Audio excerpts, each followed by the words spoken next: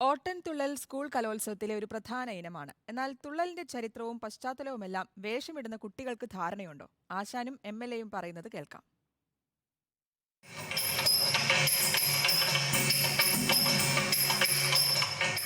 MLA ഒരു ആസ്വാദകനാണ്. ഓട്ടൻതുള്ളൽ ഉൾപ്പെടെ നിരവധി കലകൾ നിത്യേനെ കാണുന്നയാൾ.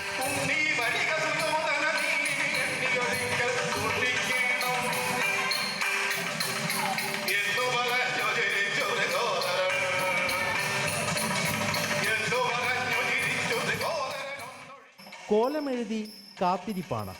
കലയെ നെഞ്ചോട് ചേർത്താണോ എന്ന് ചോദിച്ചാൽ മറുപടി ഇങ്ങനെ. കഥ കറക്റ്റ് എനിക്കറിയില്ല. ഞാൻ കലോത്സവത്തിന് വേണ്ടി മാത്രം പഠിക്കുന്ന. കല മരിക്കുന്നു എന്ന് പറയാതെ പറയുകയാണ് ആശാൻ. പുതിയ കാലത്തെ കുട്ടികൾ ഇതിലേക്ക് കടന്നു വരുന്നുണ്ട്. പക്ഷെങ്കിൽ പുരാണ കഥകളിൽ നിന്നുകൊണ്ട് തന്നെ അതിനെ ഇതിവൃത്തമാക്കിക്കൊണ്ട് തന്നെ പുതിയ രചനകളൊന്നും വരുന്നില്ല. എന്നാലും ഈ കാണുന്ന മനുഷ്യരൊക്കെ വെറുതെ അങ്ങ് വന്നിരിക്കുന്നതാണോ? അങ്ങനെ വരാൻ വഴിയില്ല.